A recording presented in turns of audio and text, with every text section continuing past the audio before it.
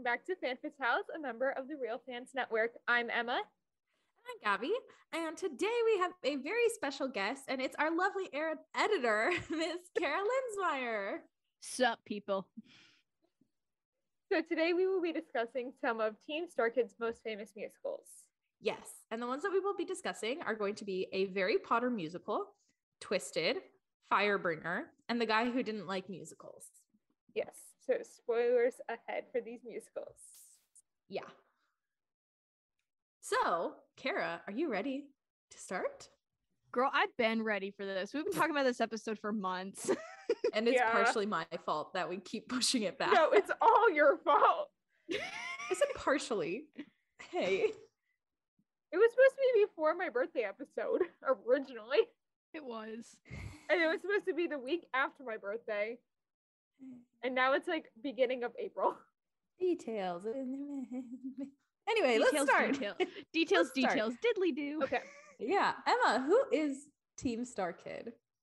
So Team Starkid is a theater group in which the majority of whom originated from the University of Michigan School of Music, Theater, and Dance. And they met while collaborating on a bunch of plays through the Basement Arts, which was the university's student-run theater organization.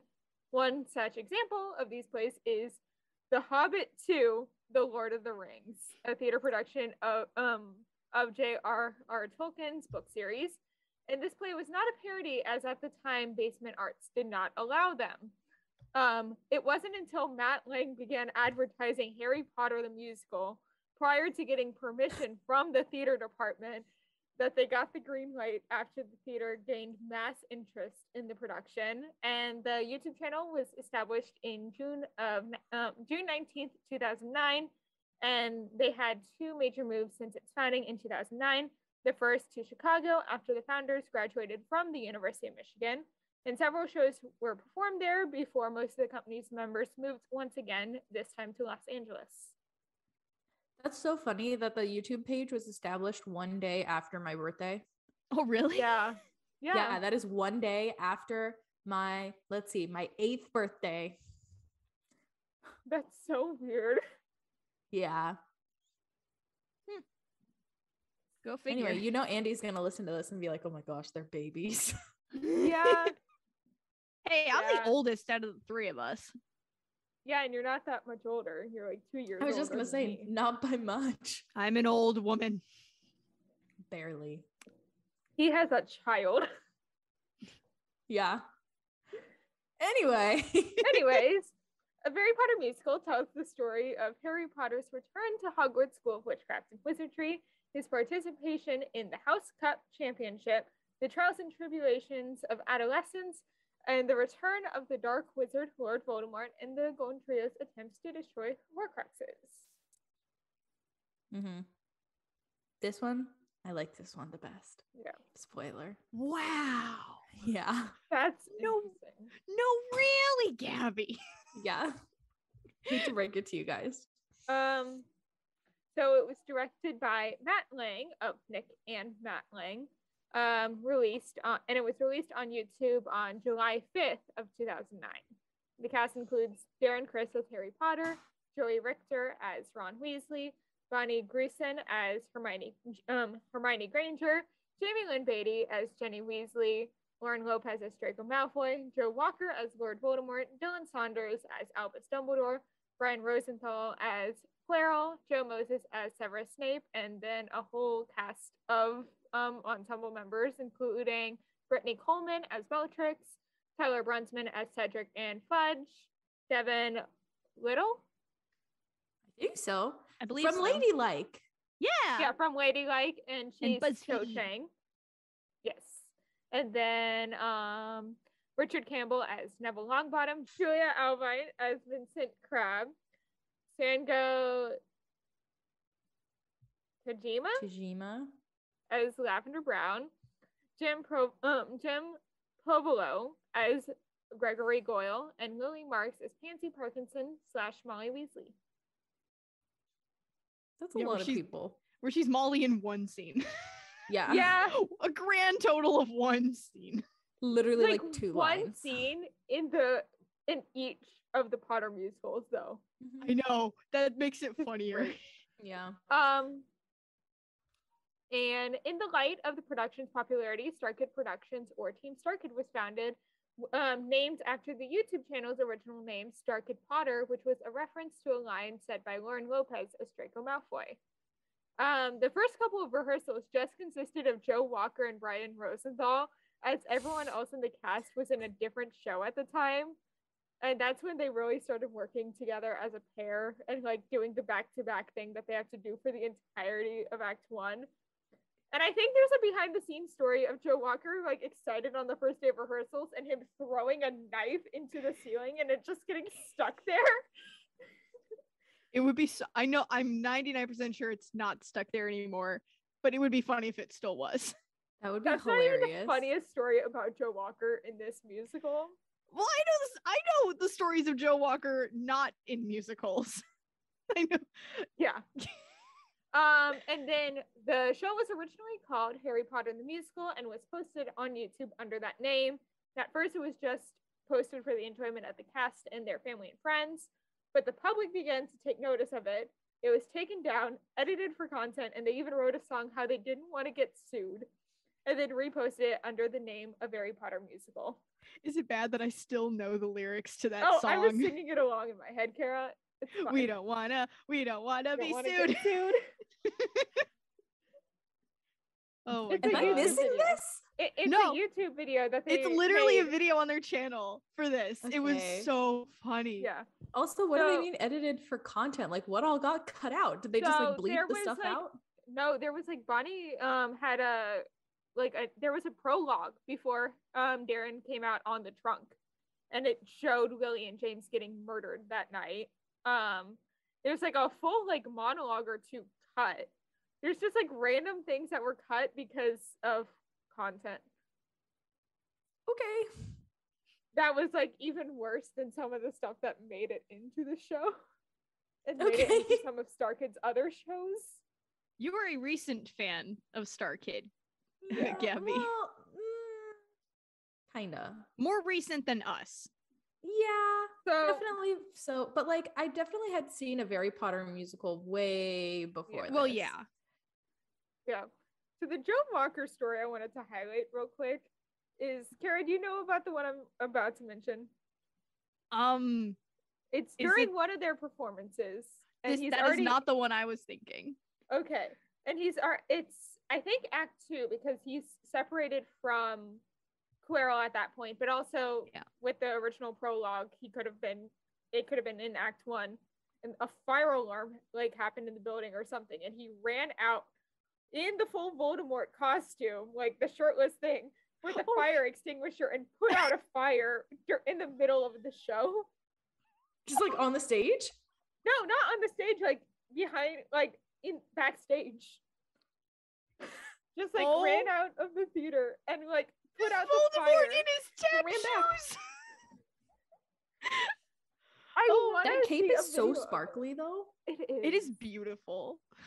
Also, the invisibility cloak cape was like leftover scraps from the Lord of the Rings play. I think it was for their Gollum puppet. You can kind of tell. That doesn't shock me at all. Not at all. With the budget of this thing. Yeah, the budget was literally $75. Yeah, and it was for that chocolate bar. I was gonna say, didn't a good chunk of it go to the chocolate bar? It was like, what I heard recently was Nick and Matt Lang's parents. So Nick and Matt write all of the Starkid shows, and Matt directs almost all of them, and Nick does a little bit too. Their parents just like bought them that giant chocolate bar, and they're like, I don't know what to do with this, and then just gave it to Joey to eat in the show. Oh yeah. Okay. I have a Joey Richter story to do with all the eating. And I don't know if you guys saw in my notes. I did. No. I said, tell the story why Joe is eating. So what's the story? The story is, so this story, I'm paraphrasing everything, is from when he and Joe Moses were on Rob Paulson's Talkin' Tunes podcast way back in the day. Because apparently Starkid and Rob Paulson at one point had the same agent. Oh, that's weird. I know, it's such a weird like that's the Deading and Starkid had the same agent at one point. Yeah, that That's how doesn't shock she me. and Joe Walker met. And now they're getting married this You mean month. Joe Moses? Or Joe Moses, not Joe Walker. There's so too many Joes Joes. and Joeys and all of them. And Brian's. Yeah. Oh my Brian's. gosh. Oh my god, all the Brians. No, okay, so the Joey Richter story is so they would have basement arts. All the basement art stuff happened like late at night after all the actual plays, school sponsored things. So they would have like rehearsals at like Midnight. 10 p.m. or later. And so because of that and rehearsals with other stuff, Joey didn't really get a chance to eat between rehearsals for different stuff. So he's just eating his dinner.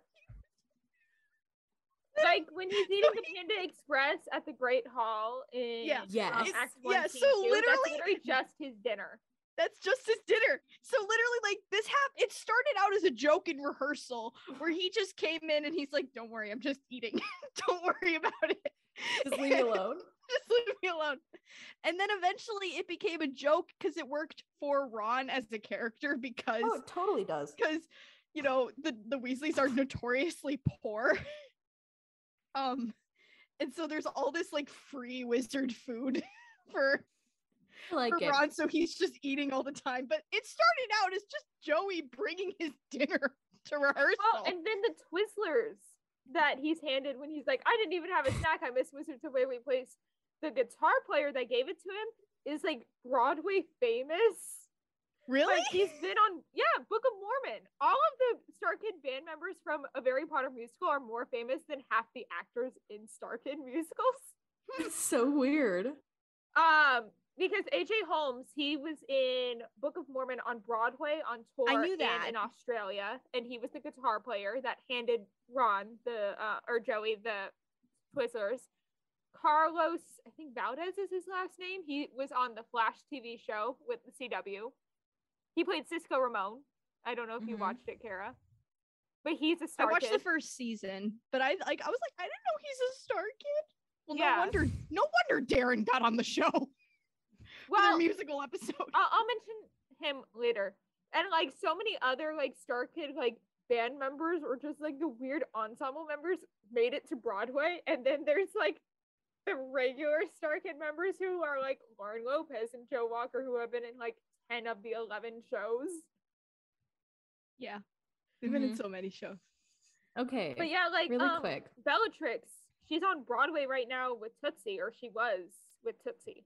Oh my god, that was on. Okay, in the ensemble for that. Okay, really quick. Yeah, I don't know if you guys noticed this, but in the opening number, when Hermione comes up and starts singing her bit, Darren Criss is standing there mouthing the words. Yes. He wrote the lyrics to this show. I didn't pick that up. Yeah, he's sitting there going like, "I may be from." Oh my god, that's like so doing funny. it with her, and I was like, "Oh my gosh, he's mouthing the words." That is such a theater kid thing, but that's also I've like totally done that. That's what Emma did during the movies, at least during the first two. Where she would just mouth, and you can find rehearsal clips of her, like Emma Watson reciting Ron and Harry's lines. Yeah, like, and her she mouthing said along. She said in the 20th anniversary special that she literally would go up and like correct people on their lines. She'd be like, actually, this is a line. I love her. Yeah. Well, I was watching one of the Starkid live streams earlier today, which is why I have so many of these fun facts. Darren wrote Going Back to Hogwarts in like one rehearsal. Yes, I knew that. Like, he would write like bits and pieces and be like, okay, so here's when Ron enters. Here's where Hermione enters, and they'd run that while he writes the next part. I believe it. Actually, the one that took him the longest, and actually, I think it was American Idol. They had like a songwriter competition, and he wrote Not Alone for that originally. Okay, that song is so beautiful though. That song's a gem. He was in Italy at the time, like doing study abroad, missing all of his friends, and he wrote that song about him missing all of his friends at school. Didn't he also write Didn't he also write the song that Ginny sings, Harry? Yeah, well, he wrote all of the songs from the original. Well, actually, all the Theater Kitty ones. Well, the Harry, like, why can't you see? Oh, That's yeah. actually from a series that they like an online series they did prior to this called Little White Lie. And it was called Sammy. It was called Sammy. And they that's just the one they literally that's the only thing they changed.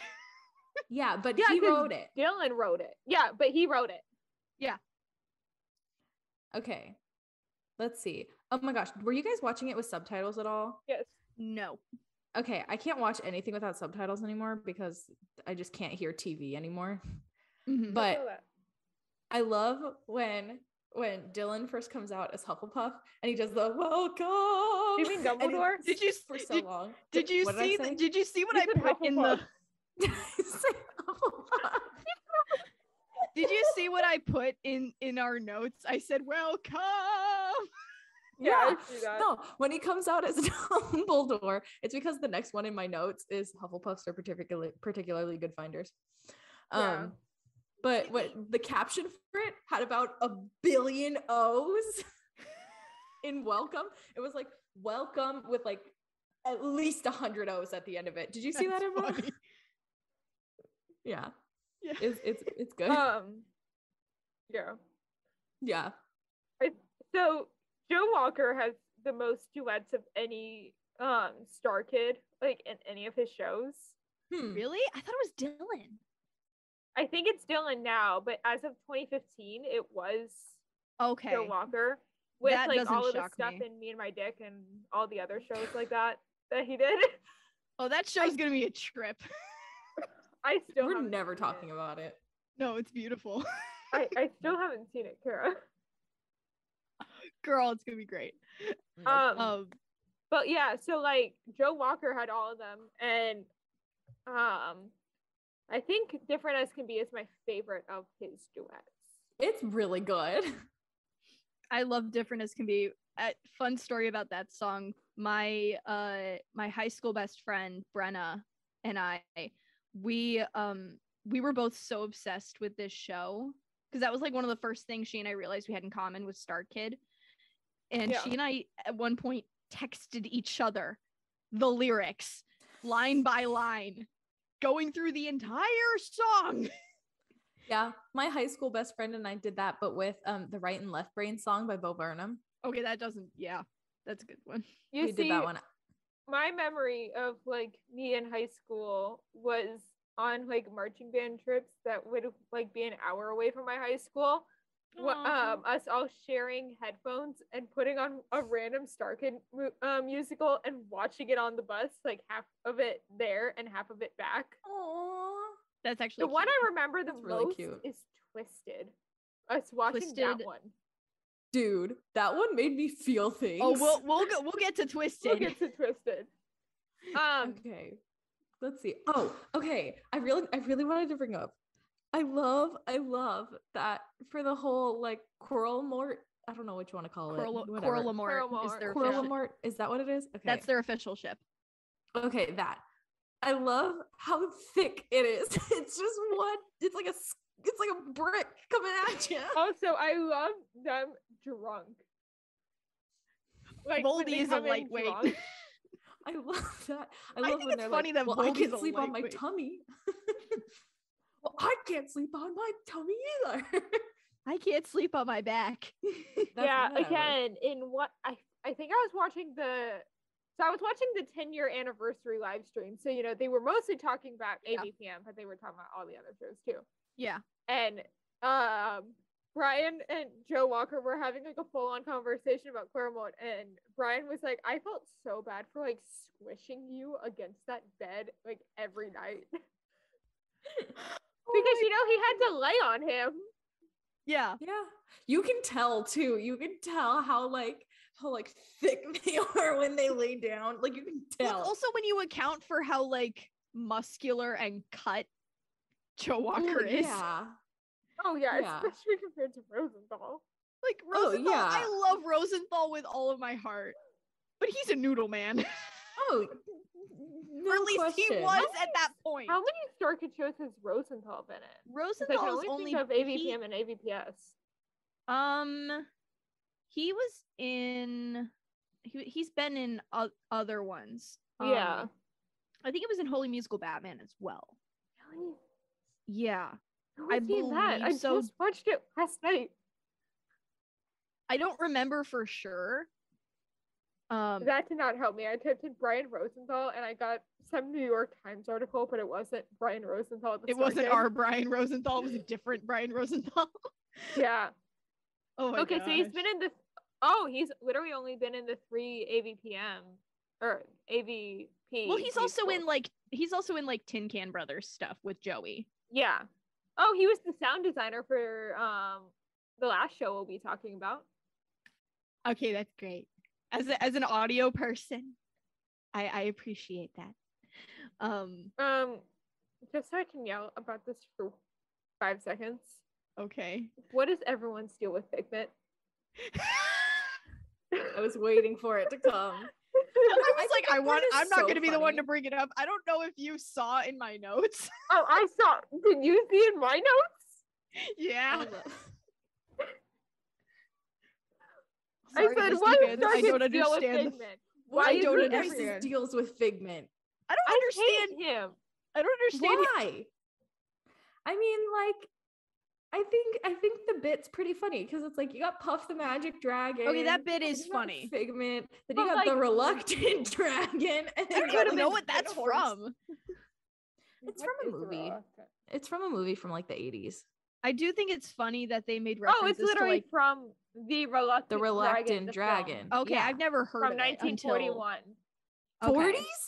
Wow. 1941. That's a hip reference. From like the 80s. Produced by Walt Disney. Oh, why is I love how every dragon they mention in this show is a Disney dragon. Really? Like, I don't know, maybe you'll get Mushu from Mulan. I didn't think Puff the Magic Dragon was a Disney. No, it's a general thing, but like that's the only exception. All the other ones are like Disney ones. Here, Puff the Magic Dragon. Let's see. Oh, there's a Disney. Is it Disney? Oh yeah, because I have it on a Disney 1978 CD. Disney movie. Yeah, they're animated. all Disney dragons. I still love that. Like there are so many Disney references. I hate the dragon song. Oh my god, me too. That was like my like if we're getting into like favorite moments and least favorite moments, like let's get into it. Cause yeah. No, my favorite. Okay, I love when they go into Dumbledore's office to get the last Horcrux and the Zac Efron poster like wasn't put up all the way and it just like falls. Efron. I love Lauren attempted to put it back up and then just gave up. My favorite thing is they didn't know how to like transport the poster, so they like made up the Zephron poster. So then they just like left it on stage so it could become the Horcrux. Yeah, I love that. My favorite thing, Headmaster Zephron. I will never not refer to Zac Efron as I will never not refer to him as that. Yeah. Nobody else in my friend group understands why I refer to him as that. Not even my boyfriend, but they're just like, no, I'm like, it's really good. I can't not refer to him as that. Yeah. I also love the bit where Draco and Voldemort are like shaking hands and he's like, oh, and you have to be my slave for a day. Well, that was ad-libbed by Lauren Lopez the day of the show. Good. It is day genius. of filming. Yeah. Oh my god, that's funny. Because there's so many like weird like ad-lib moments that they did. That and one of my favorite ones happened to the guy who didn't like musicals, and it was because of a forgotten prop off stage. Oh my god. What's the one? I think it was at the very beginning. Darren either like flubbed a line or messed up a line and he started talking, then he was like, nope, and then he started over. Yeah. Maybe I missed it. I'm thinking about the one in AV in Harry Potter senior year That's the one I'm thinking of when it comes to Darren. Well, AVPSY is can we just I would just want to mention my favorite moment from that real quick. Okay. So Darren is putting on his like Gryffindor tie. That's the thing I'm talking about. Okay. And he's putting it on, and then he's like going to button his shirt and buttons the tie into his shirt somehow. And he goes to do the same, like straighten the tie, like I'm and still then eventually he just says fuck the tie. Going back to Hogwarts, and he goes, fuck the tie. And like he just decides who cares. The song. Oh my god. That. Yeah. Well, AVPSY is why we got a Starkid member. Yeah. Robert Mannion. Yep. The Robert Mannion? Yeah, the Robert Mannion. We love Robert Mannion. Of Twisted and the guy who didn't like musicals.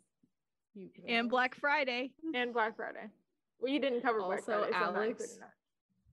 Alex is Walmart Robert Mannion. Just like how I am Jeff Blim, which we will get to. Who am I if I was a Starkid member? You're Meredith. You're Meredith. Yeah. Who's Gabby? Who is Gabby? Jamie Lynn. Jamie Lynn, yeah. Is that a compliment or no? Yes, it's a compliment. Yes. It's a compliment. I love that. I'm trying to think. I'm gonna just mention one of my favorite moments in this. Yes, please. Because I can't decide. Tap dancing Voldemort. Yes! Tap dancing Voldemort is the best version of Voldemort. It really is. Because Joe Walker like has said multiple times in like Starkid interviews and like live streams and stuff that he thought AVPM, because he was a senior when they did this show, was going to be his last musical ever, and then he was going to go into straight plays. So he was like, I'm going to go out with a bang and do tap dancing Lord Voldemort. Tap dancing Tom Marvolo Riddle. We all know where his career has gone, which is Starkid. He is one of my favorite character actors. He's danced with a stormtrooper in their Star Wars musical. Oh my god. He was Batman. Yeah. He's like one of my favorite character actors. He was Umbridge. Like, ever. He was Umbridge. Umbridge is my favorite character he's ever done. I just love that. I think it's my least favorite, but okay. Oh my god. Umbridge is my favorite because she's so dang funny. What's my favorite moment? Okay, I love tap dancing Voldemort. You know what else I love about Voldemort? What? When he's like with Bellatrix and he's like, oh, and they sit like back to back and he's just like, like getting off. I don't know if you saw I put not the Bellatrix kinky scene. Which is one of my it's one of the funniest scenes ever. It's so funny. It's also one of my ones that it's hard for me to sit through. I think it's hilarious. So uncomfortable. And is her name Brittany? Yeah, Brittany. Yeah. Like her family is like very like mega religious, and she was like, yeah, that was my like most like the scene that I dreaded doing and dreaded doing whenever my parents were seeing the show. I'm sure. Okay, oh my god, I'm trying to think of my favorite moment. I think one of them is just I love that I put in the notes. Did someone say Draco Malfoy? Hi, Lauren. Yeah. Half of my notes are just me screaming all the names of the actors. Yeah. Yeah. So, just scroll through. It's just I'm looking at it. It's hilarious. And then welcome. It like huge. So I just love Quirrell-Lamort. Quirrell-Lamort is a moment in of itself, and that Quirrell-Lamort is just my favorite ever. I like this one. Just yay. I think my last favorite moment of AVPM is Ron sword fighting with the Horcrux seeking medallion. He just like takes the chain and is like swinging it like a sword. Yes. Is it like the thing? Is it like the it's right after he gets in Incredibles where the only thing it can fight against is itself? Horcruxes. Yeah. You can only just imagine what would have happened in actual Harry Potter if like If there was a if the cup medallion. No, if the cup, like, imagine if you hit the cup against like the snake locket. Just like happen? Yeah. I just imagine they would break each other just because it would fold. The universe would fold in on itself. Yeah. I love the ending with Voldemort is going down, that song. I don't know most of the lyrics except the last bit where I put, this song always hypes me up to fight bitches. They were stomping so loud. That's what I said. I said this marching is so stompy. I do my little stompy stomp. I said it's so stompy. Yeah, so like when they were rehearsing for the 10-year anniversary in 2019, they were doing this song, and there's just like a clip of Joe Walker being like, I don't know why we have to do this song, and him just like being like very like salty that they were doing Voldemort is going down. Oh my god. He's like, look, it's not my number. I'm mad. It's not my number. Well, they had him off stage for that number. I know. I love the bit where it's like Molly's one scene where she's she talks about all the deaths of all the Order of the Phoenix here. I said, why are they so casual about those deaths? Lol, it's almost like they're actual pissed off fans. Yeah. Y'all, I purposefully made my notes look like memes. So yeah, there you go. I also it was funny when Emma watched them. Yeah. On a note with the like Molly and like listing off all of the Order members, the sequel is actually Harry's first year, and this is his second year at Hogwarts and AVPM. So one of the greatest lines is, "I'm only 12." I know, and he's like so college student. Nick Lang like was mentioning how he thinks that their version of Remus and Sirius died, and it was just like, so they leave the sequel on broomstick, and they just like, because they were so like low placed on the broom, they ended up falling off of it, and they just like kept on like apparating higher and higher up until like they both fell asleep, and they both just like crashed and died. And that's how they died. They didn't die at Hogwarts. Gosh. At least they didn't die at Hogwarts. I love at the very end when we find out that Rumble Roar is real. Rumble Roar!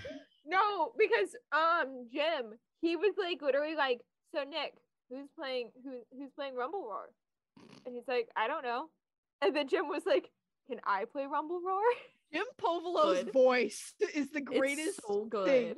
It's not the fact that he like, I love him like as a person, but also just the random lines that they give him to just shock the audience. Well, yeah. My favorite is the like one raindrop. It ends with that. Yeah. Like Lauren is like, hey, did you hear that? And he's like, no, it was maybe one raindrop. My favorite Jim Povolo line ever is not even in this show. My favorite one is from him in Starship, where he plays like he's playing a mosquito, and they're like, it's Brian Holden and one other person who's Beatty. Is it Jamie? Okay, I couldn't remember. It's Jamie. Okay, I couldn't remember. I know exactly what you're about to say, which is why just like, oh, yeah, it's us, the Mosquito Brothers, and this is our sister, Sweetheart. And it's Jim with his deep voice as the sister Sweetheart. Like, yo. I love and it's Brian Holden, who was in I mean, the only one that he was in for the 4 that we're covering is Twisted. No, not Twisted. He directed Twisted. Firebringer. No, Firebringer. Yeah. Okay. Just yo. I love so much. Really quick before we wrap up. Yeah. AVPM and move on to the next one. Yeah. One line from the show that I consistently quote is, "Templates to Dumbledore." Yes. 10 points to Dumbledore. I say that all the time. I go, ooh, 10 points to Dumbledore all the time. I love Dylan so much. Oh, I love Dylan with all my heart. I love Shall his we accent that gush he about uses him in Twisted? Yes, but first we have to give our ratings. Oh yeah. Yes. Kara, 7.5 out of 10. Emma, 8 out of 10. I gave it a 9.5 out of 10. Somehow these ratings don't shock me. Yeah. I'm just like checking I think Firebringer was my lowest. Yeah. Yeah. We'll I get was to not my a- lowest. Oh, I know we'll get to your lowest. I don't get it. It's not your thing, and that's okay. You're wrong, but that's okay. No, you know what? Let's just move on to the next one. Okay. So the next one we're going to be talking about is Twisted, the untold story of the Royal Vizier. And the synopsis is that this musical parodies the 1992 Disney film Aladdin, telling the true story from the point of view of Jafar, the Royal Vizier. It has several nods and homages to the musical Wicked, which similarly retells a popular story from the villain's point of view. Also, it parodies the acquisition of Pixar by Disney. And if you pay attention, Jafar is Michael Eisner, and who is it? The can I get into that once we get to it? He's Steve Jobs. So go ahead. Well, once we really get into it, I'll explain all of the allegories, because there are a lot of allegories. There's a lot. Yeah. So it was directed by Brian Holden and was released on YouTube on November 27th, 2013. The cast included Dolan Saunders as Jafar, Rachel Zoglin as Princess, Jeff Wim as Aladdin, Joe Walker as Ahmed, Nick Gage as Sultan / the Jinn, Jim Povolo as Captain, Meredith Stepien as Scheherazade, Lauren Lopez, Denise Donovan, Jamie Lynn Beatty, Robert Mannion, and Alex Paul as Ensemble. And some fun facts are, during the last show, Lauren Lopez accidentally leaned on a light switch during and how does our story end, which caused the lights to go on during it doesn't. So like she like leaned up against like a backstage like light that was like on stage for whatever reason. She leaned up against it and turned on the lights. That's honestly kind of cool though. It kind of works. It's like funny timing though. Yeah, the timing is impeccable. Brian described being harder on Meredith than the other actors because they were dating at the time. They are now married, and to avoid the appearance of playing favorites. Oh, yeah. And then the Langs and Brian Holden had created the name Starkid for the Harry Potter trilogy and meant to use a different name for the company in Twisted. However, it turned out Eric Con Gale created the Kickstarter page for Twisted under the name Starkid Productions, so they just stuck with it. Oh, that's which kind of cool, I find though. hilarious. Yeah. It is funny how like mistakes have become just canon things for Starkid. Well, and Lord, my favorite Emma, thing how is many like pages how of many freaking notes? You have 17 pages of notes, and part 19. Of it is because 19. Sorry. Most of it is because of me. Well, and then I talked about the Starkid is a cult thing that comes out of this musical. So okay, can I get into the allegories? Go for it. Okay, I know one of them. I pointed out one for sure. Yeah. So the allegories for Twisted are not only because it's, a parody of Wicked and Aladdin, but it's also because it's a big allegory of Disney's acquisition of Pixar. Which they directly reference. So the characters are not only their characters from Aladdin, but they're also actual humans that exist. So this is an allegory to Jeffrey Katzenberg, the acquisition of Pixar, and the introduction of Michael Eisner. So the Sultan is Jeffrey Katzenberg, who was he wasn't actually CEO of Disney at that point, but he was really vying, and he was kind of responsible for the Disney Renaissance. Jafar is Michael Eisner. So Prince Ahmed is a fusion of Steve Jobs and John Lasseter, essentially. Yes. So in this case, I'm not really sure who the princess is. Because like who was CEO of Disney at the time? Well, Michael Eisner became the CEO and was that for a long time.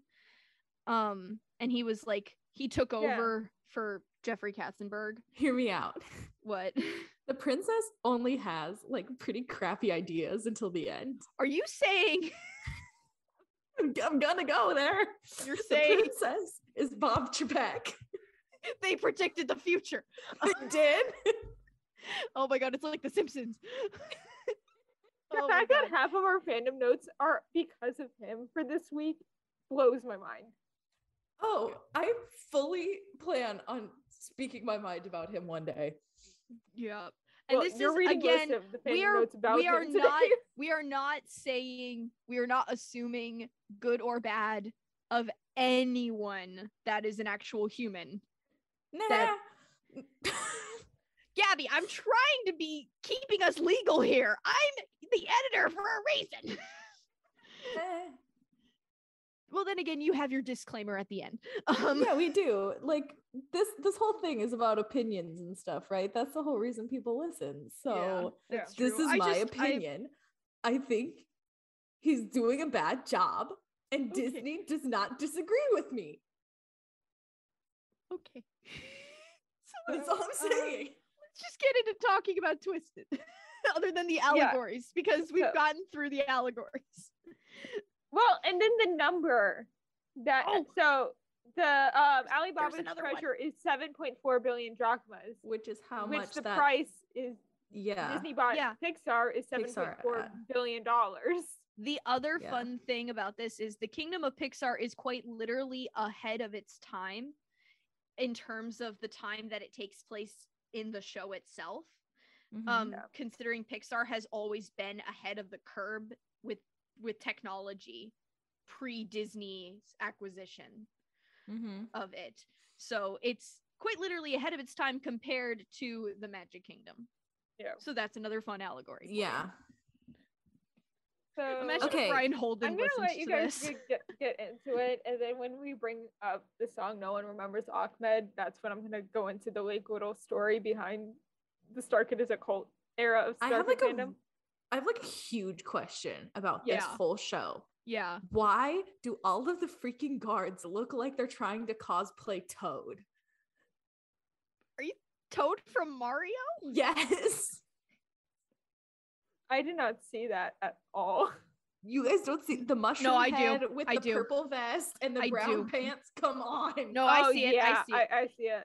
I see it now that I think about it. They look like freaking Toad. That was my first because thought. they were like, they couldn't do the actual like outfits that Razul and the guards in the movie Then again, wore. they like copied Jasmine.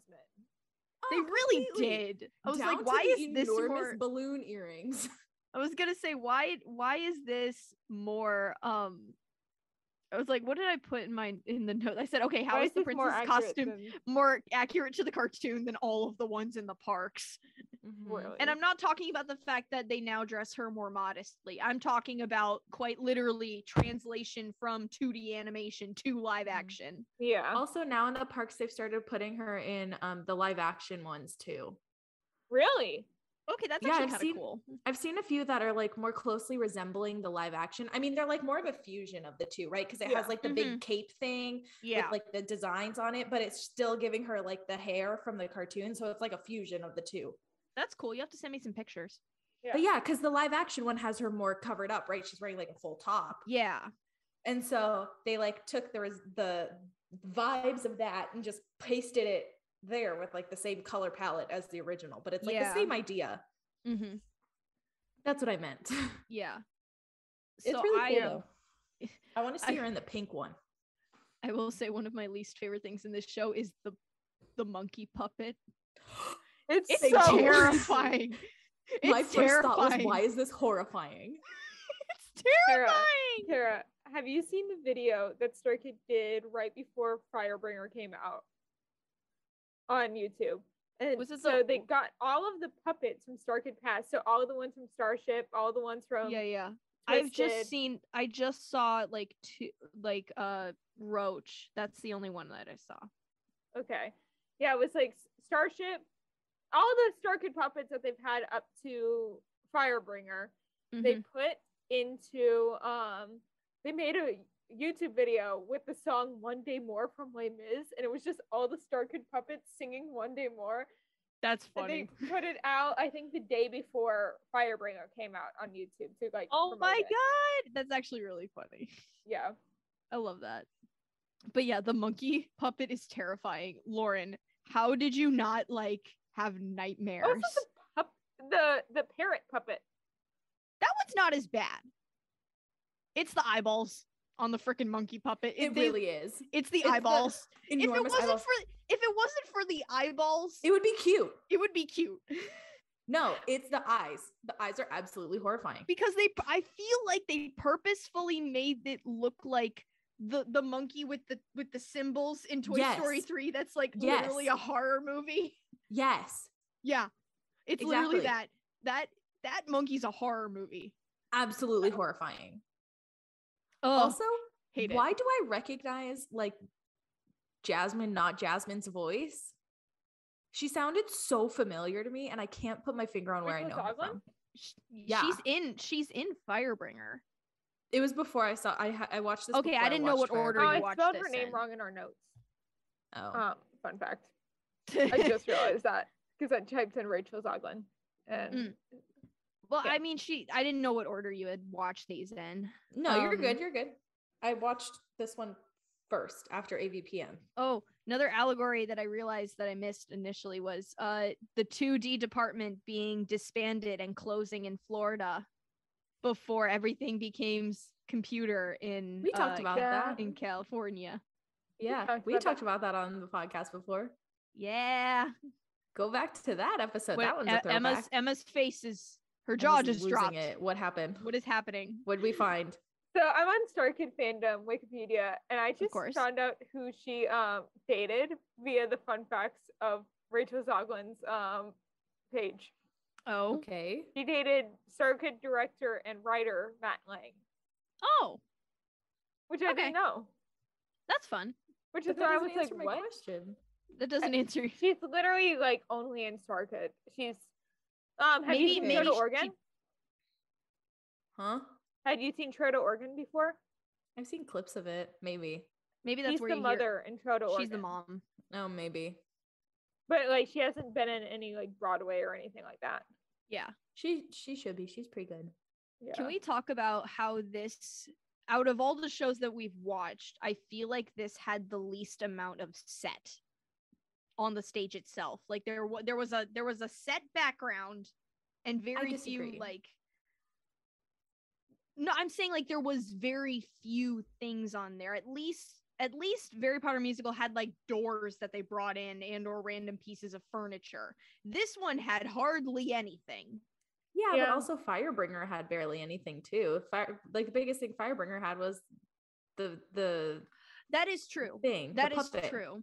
That is true, but I guess I didn't count it because it makes sense for that particular story. Yeah. I guess because it works for the story. I think with this one, it would have been so complicated to put in as many sets as they would have needed. That is true. And I think the set that they did have is very effective.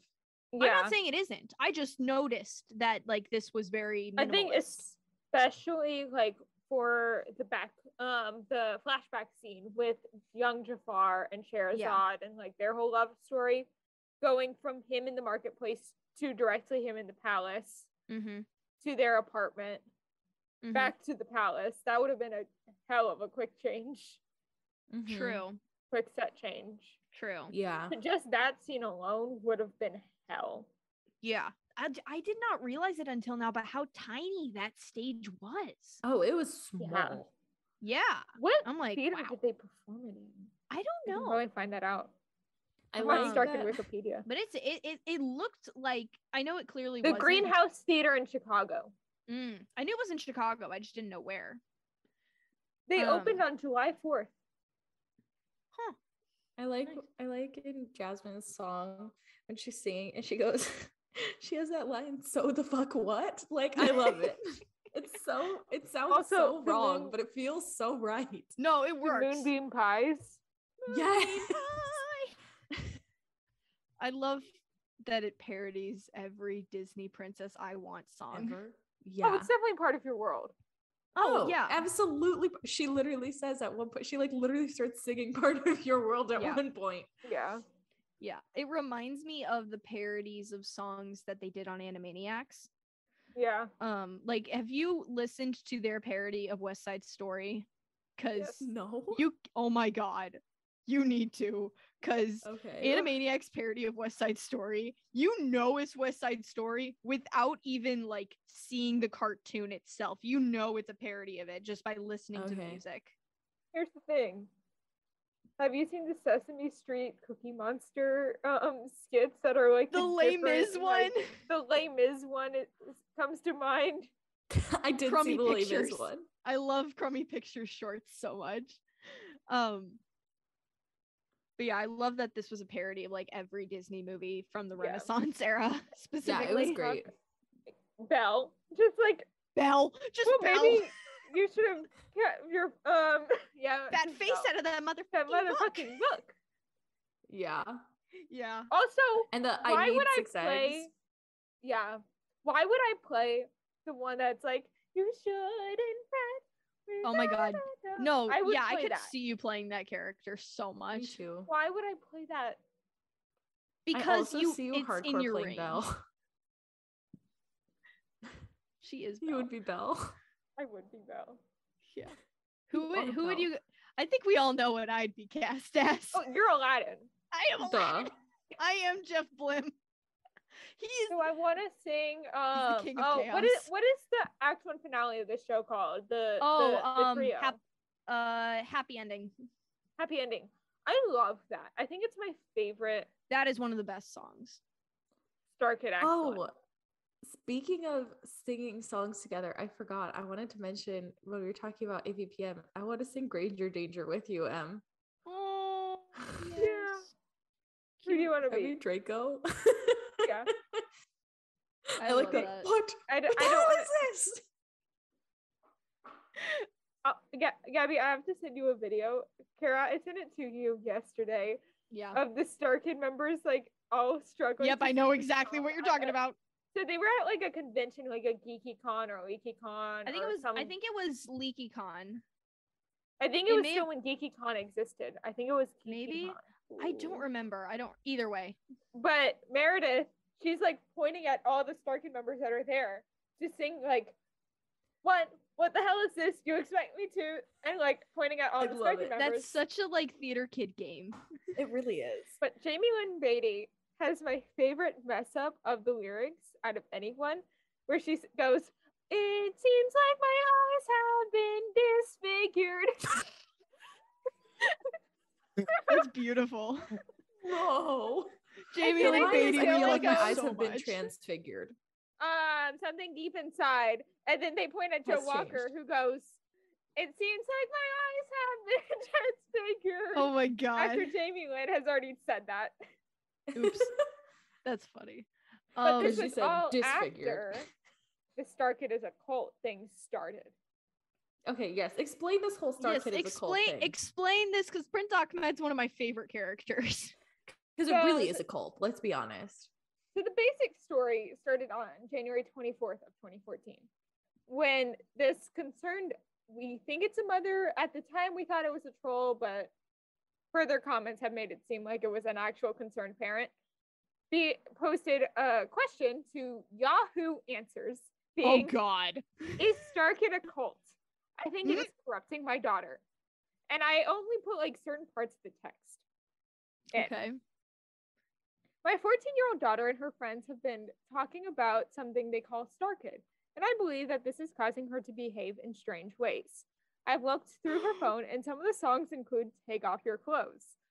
Also, I believe that this cult may be causing my daughter to engage in bestiality, with some lyrics and songs being "He fucked a tiger." What should I do? And is there any way to stop the cult of Starkid? And a member of the Westboro Baptist Church replied that Starkid may very well be a cult, and like had like this whole like pretty homophobic message that I didn't want to put in the notes. But then naturally the Starkid members, like specifically Joey Richter, Lauren Lopez, I knew you were Nick going to say Lang. Joey Richter. Oh yeah, Joey loves Richter, to engage Lauren with this kind of stuff. Lopez, Nick Lang, Meredith Stepien, and Brian Holden, who Brian Holden is the reason we have the Satan is a real man part of Starkid cult thing. They all went to Twitter after being informed on the matter and went to town. Joey Richter tweeted on January 24, 2014, I thought we at Starkid were being pretty clear about our status as a satanic cult when we released It's Not Over Yet, which is the opening song of a Harry Potter sequel. Yes. And then Nick Lang replied, Ahmed can't catch a break.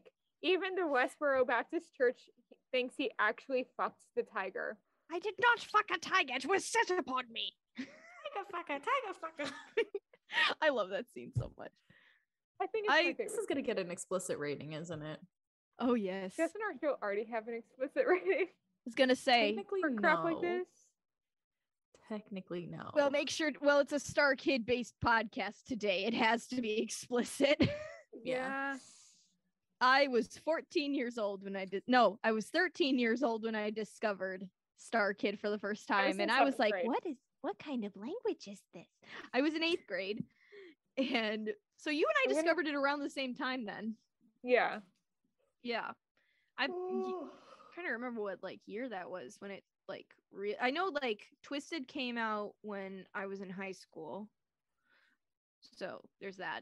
But I remember when they released the show. So you know the Keep Calm and Carry On like style pictures that were popular in like 2013, 2014? Yes. Yeah. If you click the Tumblr link that gave me this full story about the Starkid as a cult that I referenced, there is one of those, but it says worship Satan and join Starkid. That's beautiful. Hear me out. Worship Ahmed and fuck a tiger. I just need a t-shirt with Ahmed on it. That says tiger fucker on it. Yes. Also, going a little bit earlier in the show, Dylan is talking to Rachel about like all the different princes, and it's like, what about that first fellow? He was a charming fellow. I heard he kissed a girl while she was sleeping. Are we talking about Philip or the Snow Prince? I think talking about a fusion of both of them. I think it's both, yeah. Okay. But charming is the only one that we really like, because it has been proven that, at least at some point, it has been proven that Snow White's prince's name is Florian. Yeah. So. But it was made up after the fact. That was, yes, that is true. So in the credits, he's just credited as Prince. That is true. Same thing with the Queen. Florian is kind of something. Hag. Yeah, but but in the novels, she was called Grimhild. So there's that. Yeah. Well, the thing is also when he signs, like when he meets with Snow at the parks, he signs as the Snow Prince, which is why I referred to him as that in the notes. I think Florian is like a fan thing. Yeah, I've always taken it as canon though. Yeah, most people do, but it is non-canonical. I think also like Adam, no, that's actually something that happened in the credits. Canonical. That is canonical. That's only he only shows up as Prince Adam in the credits. In the credits. He's not ever it's not ever said in the movie, just in the credits. Yeah. So there you go. But I love the Prince Eric. He fucked a fish. He did not fuck a fish. He wanted to fuck a fish. And I'm like, technically, eventually he did. He did. Eventually. I mean, she was a human at that point, but yes. I think one of my favorite moments of this is literally like when she's like, I don't know, you guys. Do you think Aladdin is a bad guy? And it's just Darren Chris in the back. And then you can hear Darren Chris go, I don't think so. That's Darren that said that.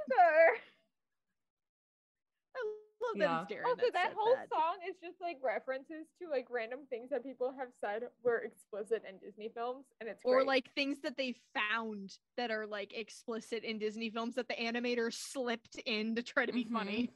Like that one frame in The Rescuers. Yes. Yeah. That one.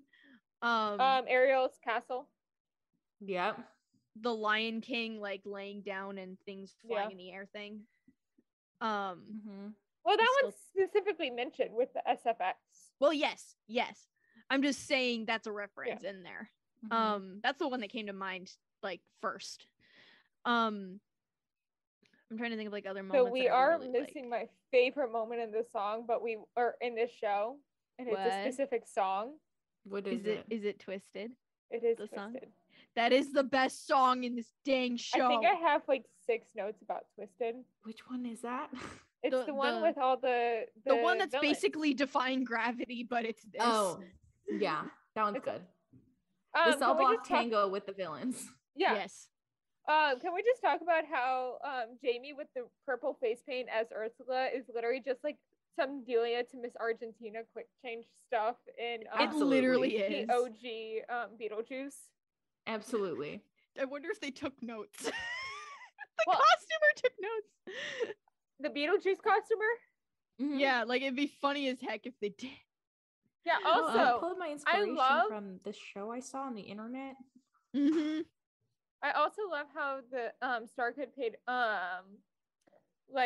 paid reference to the Lion King Broadway show with Scar.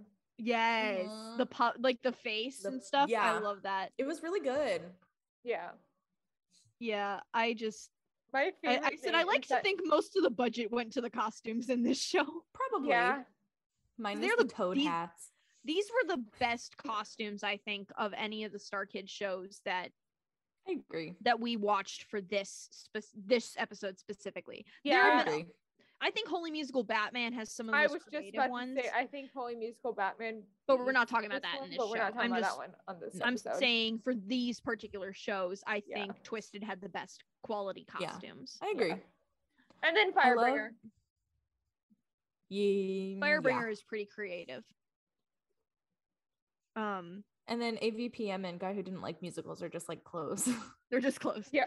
They're just like clothes. I love the early 2000s prom dresses. I love, you know when the genie first pops out of the lamp and Jafar's like, are you going to help me here or not? Yeah. That whole scene, I can't remember who plays the genie off the top of my head. What's his name? Nick Cage. Nick Cage. Him. Okay. He's like staring right at Dylan Saunders and he just breaks. You can see his whole face just go breaks.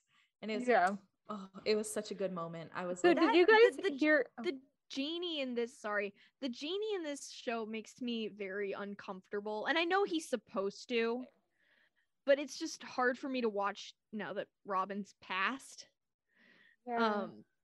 Which I know he was passed at that point when this show came out. Weird. But it's weird to watch it.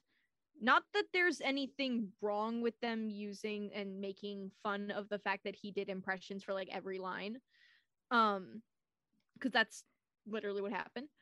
But it's just hard for me to watch because I love Robin Williams so freaking much. So I'm just like, I sit there, I'm like, I get what they're doing. Try not to be uncomfortable, but end up being uncomfortable anyway, but it's fine. Yeah. Why do I feel like the genie was actually supposed to be played by Joey Richter and then Joey just wasn't able to do this show? I feel like that too. It would have been funny as heck if he did that in the Sultan. I feel like it was like written for Joey, but then he was like, sorry guys, I can't. I just love the Sultan's entrance is the greatest thing. I literally said, I need a hype man like this Sultan has. I need a hype man like him. You need a Joe Walker.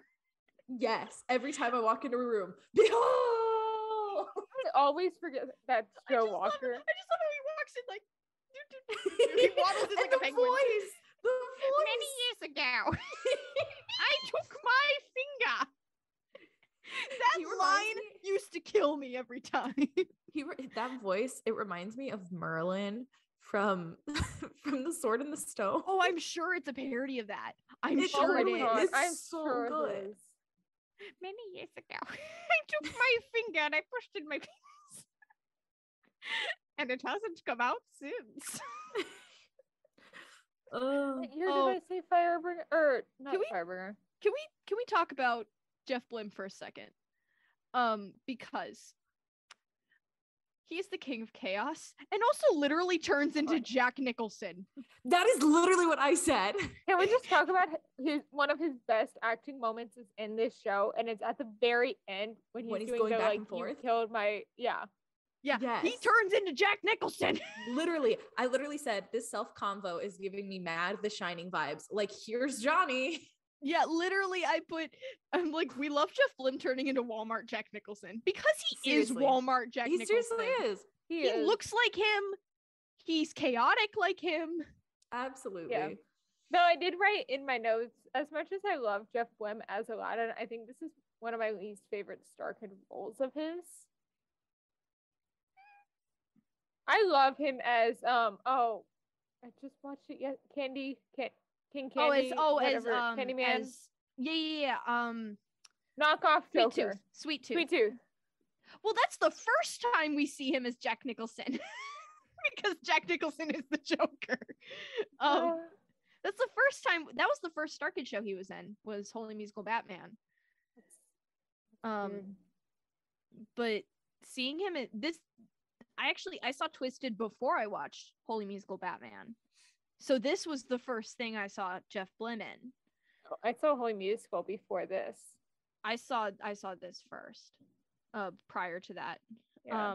Well, my dad was a huge Batman fan growing up. That's like he grew up on the DC comics rather than the Marvel comics. Yeah. So I've always been more so DC than Marvel. But yeah, like Jeff Blim. He's my favorite moment. Just we can talk about him more when the monologue at the end specifically. Yeah. The monologue at the end specifically is so good. My favorite moment. I want to perform that monologue for an audition of some kind. Same. Please. Okay. Last moment I want to. Oh. Yes. Oh, wait, go ahead. Last moment. Yeah, go ahead. You know what scene kills me the most out of anything in this show? What? When Jafar and it's during Happy Ending when he's like, bring back my wife, and they have the little dance where she's in the audience. And they do the twirl, and then he does like the whole like with my wife beside me. I think that's like my favorite moment in this entire show. I literally said, why am I crying? I thought this was supposed to be funny, and I'm sobbing. What the heck? Yeah. Okay. Oh, so Kara. My rating for this is 9 out of 10. 10 out of 10. I said 8. I'm gonna raise it 8.5 out of 10. Okay. So the next one we are going to be talking about is Firebringer. And the synopsis is when the tribe troublemaker Zazalil goes out during a storm to test her latest invention, she stumbles upon the most important discovery in human history. It's one that will take her on a whirlwind journey from the Omega to Alpha as she becomes the Firebringer. And it was directed by Julia Albine and Nick Lang. It was released on January 1st of 2017. The cast includes Lauren Lopez as Zazalil.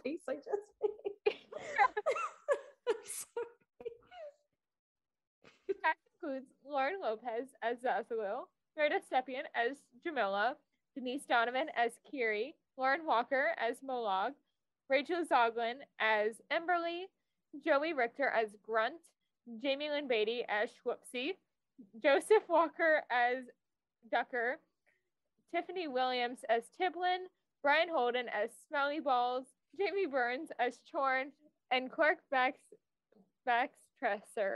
as Clark Baxtresser. So in the original cast announcements, Molag was called Kalo, Schwupsie as Sarah, Smelly Balls as Chaka, Chorn as Sheena, and Ducker as Dur. And Lauren Lopez's headcanon of Zazalil is eventually she is responsible for inventing all manner of other ancient tools of destruction, such as the catapult. Absolutely. And then this play is the brainchild of Meredith Seppian, who is credited as both writer and songwriter, and she plays Jamila. Yay! She was really good. I love her. This is actually the first time I watched this show. I watched this show on January 1st of 2017. You watched it when it premiered. Yeah. So it like premiered right as the ball hit for the Eastern time. And I think my friend was over and I was like, I don't care that you're over. We are watching this show. I don't care you're not a Starkid fan. We are watching it. And we did. And it was great. So 2017, what, like a few days later, Trump would have been inaugurated. Oh, wow. Mm-hmm. So I was weird timing. So I was watching this show about lesbian cave women right before Trump got elected into. That's funny. Not elected, office. Inaugurated. Or not elected, inaugurated. Oh my god, I just love. I'm looking through our lovely Emma's notes. He is Lord. He's Lord. Tuck is Lord. Lord.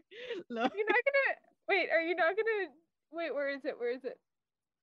I love how my first. We haven't gotten to that part yet. I was about to, because I made the same joke in my notes. I thought the same thing. I just didn't write it down. Okay, I wrote it down. My literal first thought as soon as the show started, I was like, "Wow, this sounds like some cult shit." Yeah. I just also put then okay OMG, bongos. this duck. Also, can we just talk about how the wig that they have on Brian Holden is ridiculous? Literally, one of the first things I put, Meredith, why did you put your husband in this wig? That was literally. Were they even off? They weren't married at that. They were not married at that point, but they were just dating.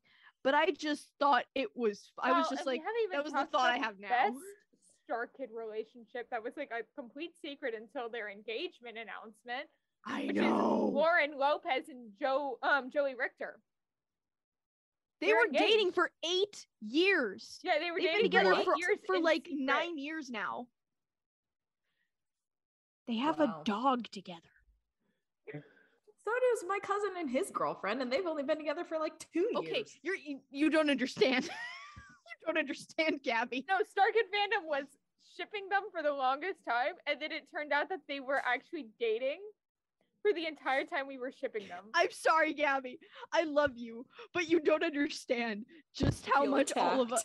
You don't understand just how like crazy it was for the Starkid fan. Like it rocked our world when we found out that they were actually together.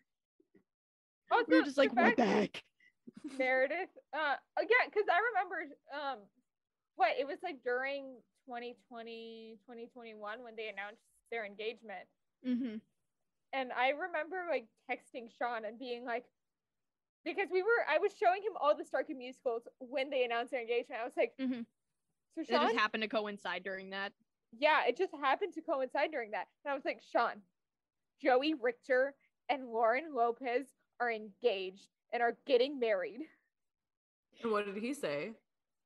Okay, probably. No, he was like, what the heck? Because like I think we were almost done with the Starkid shows at that point. I was waiting for a who? No, because I kept on referring to them just as their actor names and not even their character names in the show. Well, didn't Moloch do that at one point? Yeah. Just like, Wait, don't be mean to Lauren. Lauren, I'm like, me. Yeah. I love the character of Moloch. What the heck? Moloch is who you would play. Absolutely, I would. I will be Gabby. Tucker.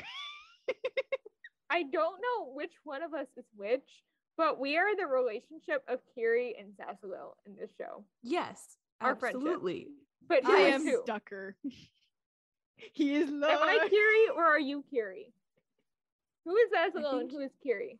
I think I'm Zazalil because I'm always You like, are. here's my stupid idea. Let's go with it. And you're like, sure. Yeah. I love this.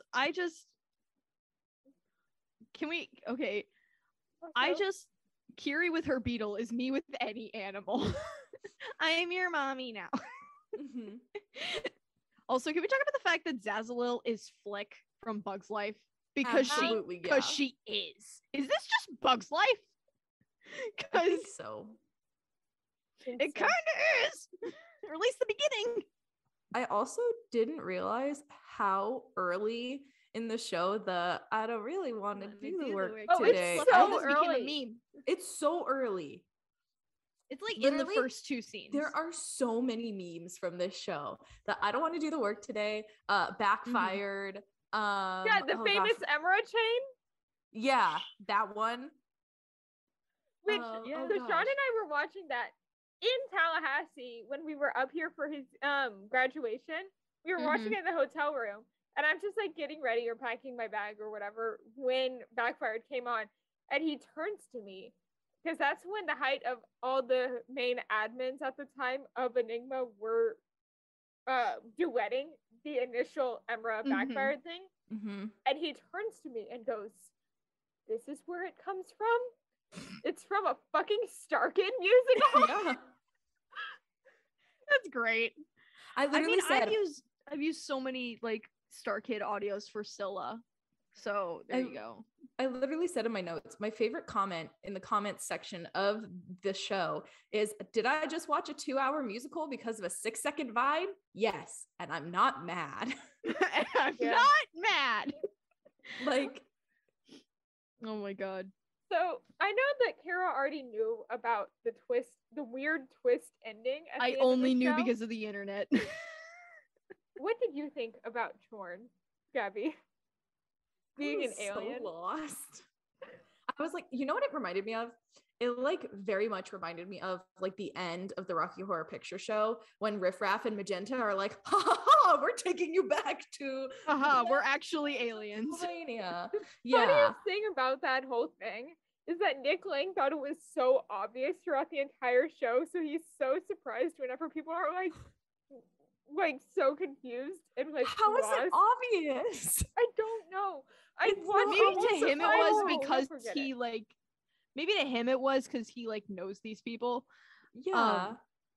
But to us, it's not. I was so we're not even at my favorite Nick Lang moment because it's the guy who didn't like musicals and what he had to go through during that show. Oh my God, we will talk about that. But one of my favorite notes that I put was Yas Bryan with his contemporary dancing during The Night Belongs to Snarl. Can we talk about, this is like really early in the show when Zazzle, it's like, Carrie just invented dancing and she just like lifts up her leg and it's like, it's dancing. That's me as well. Okay, I love the scene between Molag and Jamila when like Molag is trying to sit down and is like freaking out and then she's like, I'm fine. Like, me too. Yeah, also can we just talk about how glossed over Molag mentions how she clobbered Jamila's mother to death? Yeah, that's what they did. I mean, 5 seconds ago they had been talking about eating each other's delicious babies, so like I was gonna say there's like 5 or 6 times they have cannibalism jokes in this, so yeah. Can we talk about the fact that my favorite moment in this show will always be just Clark coming in like the Disney prince that he is. No, my favorite moment is another Clark moment. Being fuck nose ass. Fuck nose ass. Just I love that he went back to the orchestra pit. I was just like, hey. Oh my God. Clark. Well, the thing is, the Disney Prince joke comes from a Starkid panel that they had at, I want to say was out at a Wizard World or something. Like a LeakyCon or a LeakyCon or it was LeakyCon or something. And it was all of them were talking, and one of the audience members asked everybody, this was prior to Firebringer coming out. This was like right after either Twisted or Holy Musical Batman. I don't remember. Where someone in the audience asked them, assign a Disney character to the person next to you. And Meredith happened to be... This was the same panel as the previous Granger Danger thing. Yeah. So 2015 GeekyCon. No, this was they were in different outfits, but maybe it was the same con. I think it was because they had the panel one day and then the okay, yeah, it was probably the same con then.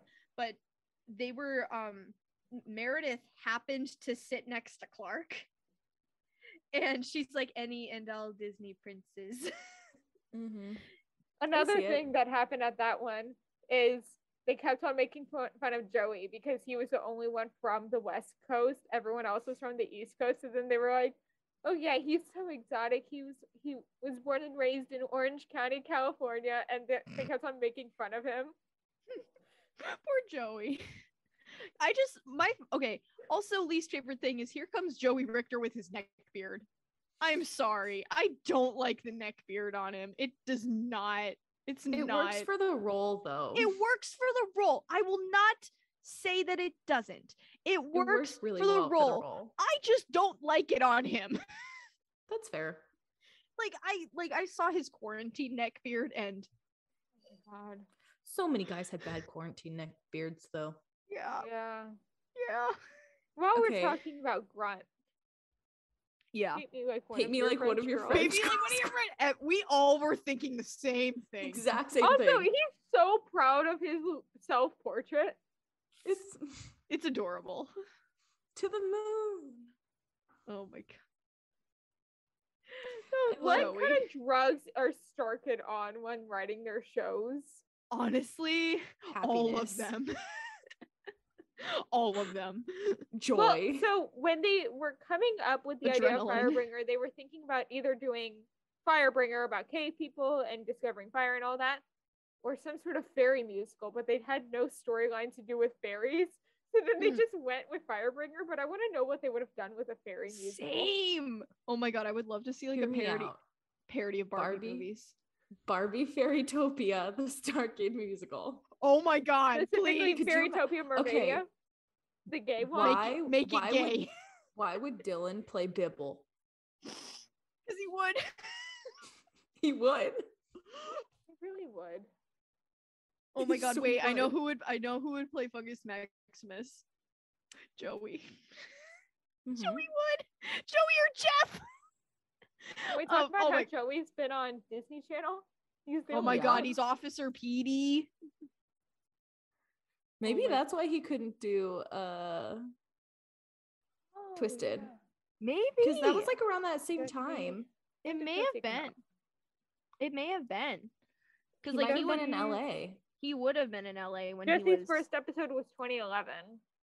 Oh yeah. So yeah, he was probably doing Jesse when Twisted came out. Probably. Yeah. That would totally make sense. Yeah, that the timeline lines up. Yeah. I still love I just love that Joey controls all the puppets.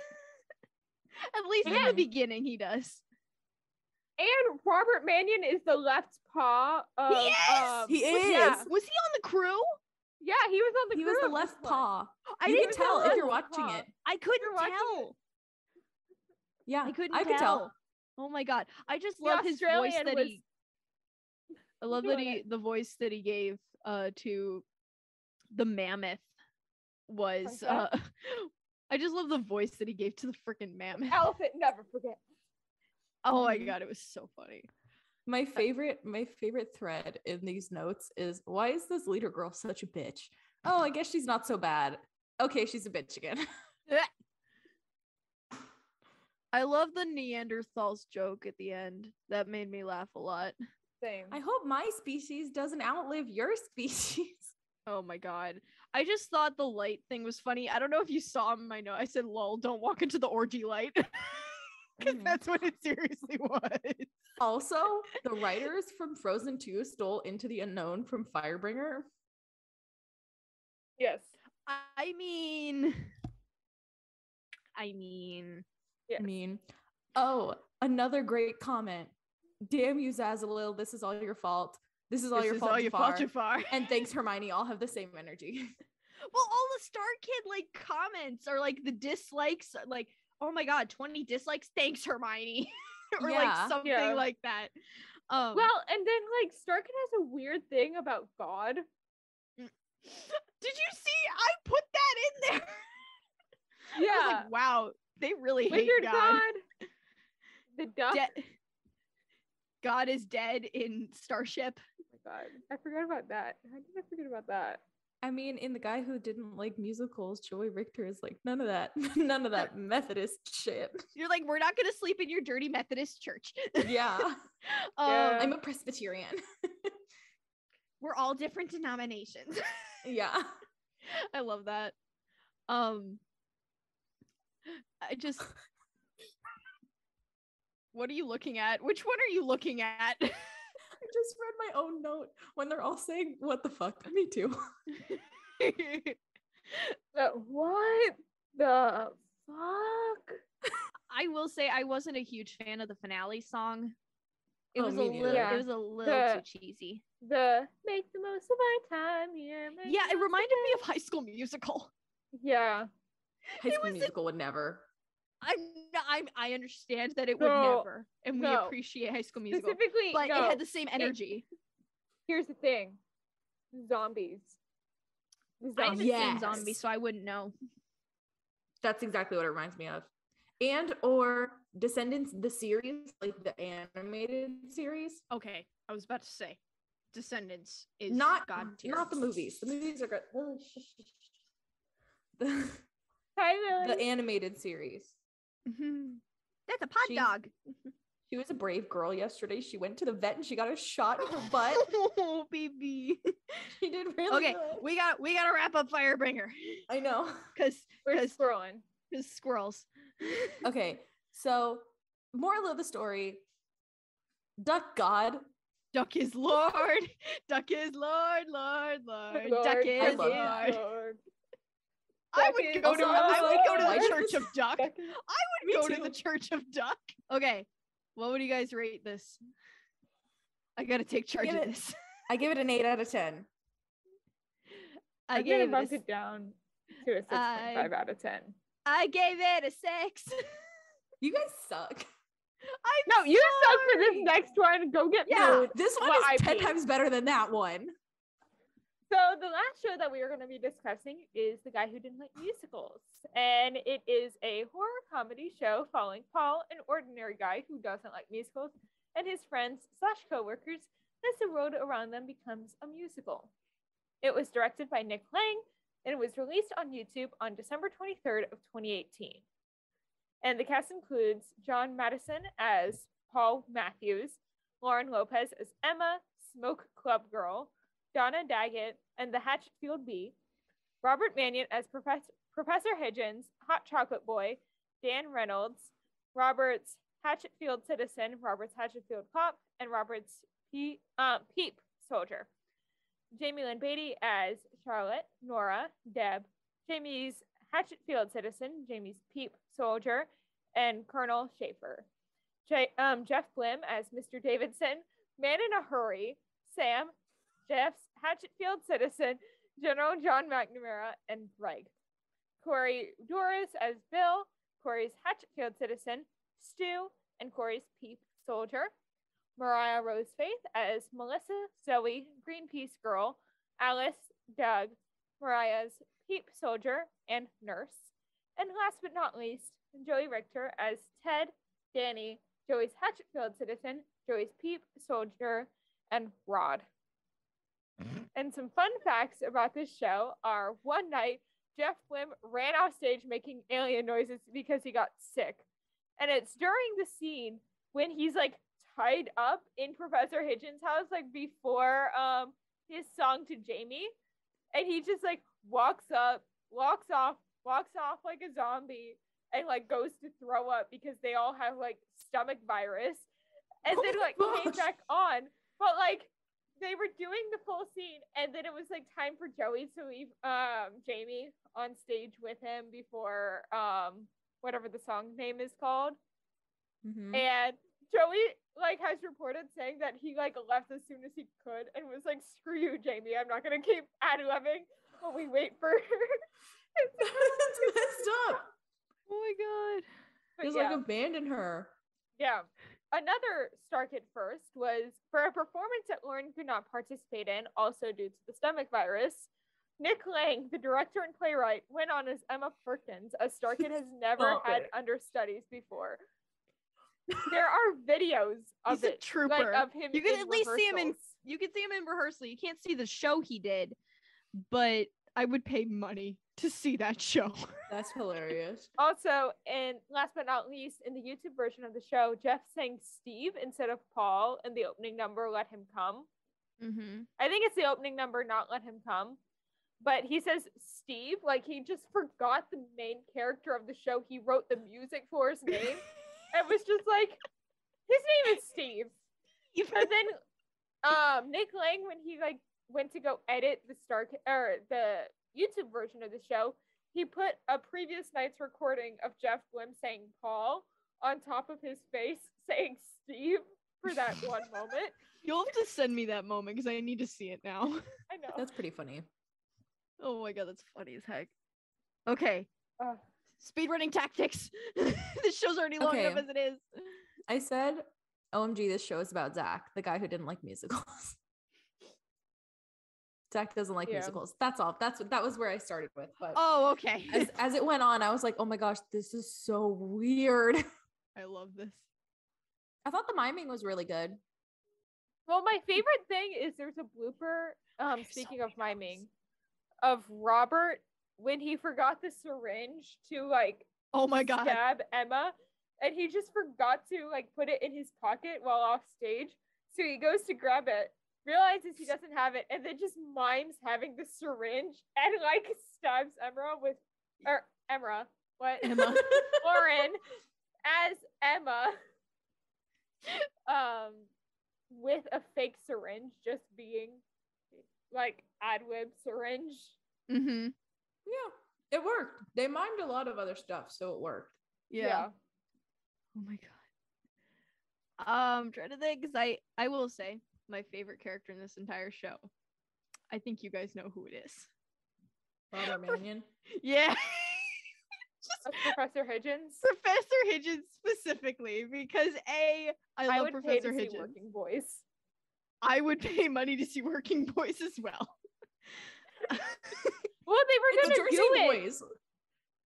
No, they were going to make Working Boys into like a full-fledged thing. Starkid was, but they started like really working on it in 2020, and then pandemic, as the world shut down.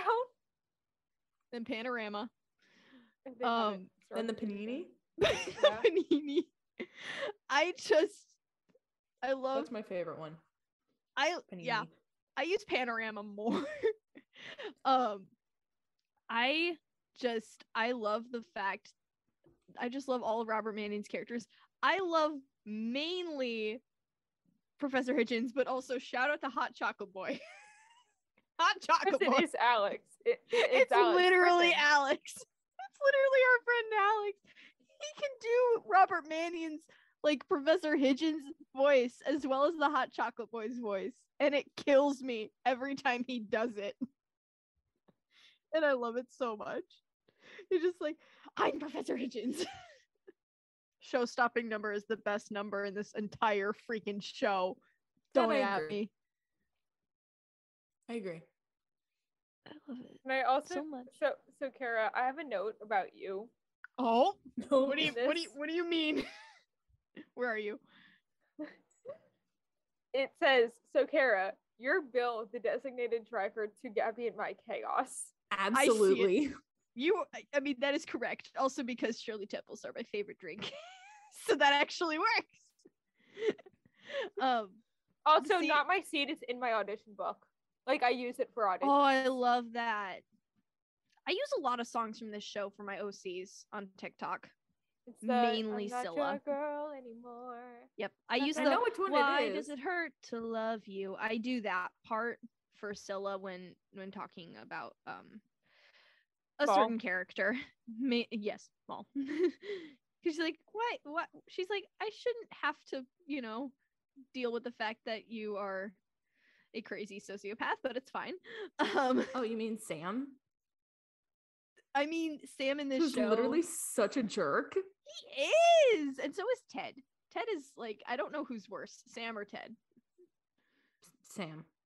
Sam is. Yeah. Just My a little bit. favorite. Okay, so me minus the black part of the coffee thing. Why is Paul yelling, "God, I just want a black coffee, me in the morning"? Mood. Me getting to the Minus, office he and has there's to 4 have people sitting creamer. around my desk.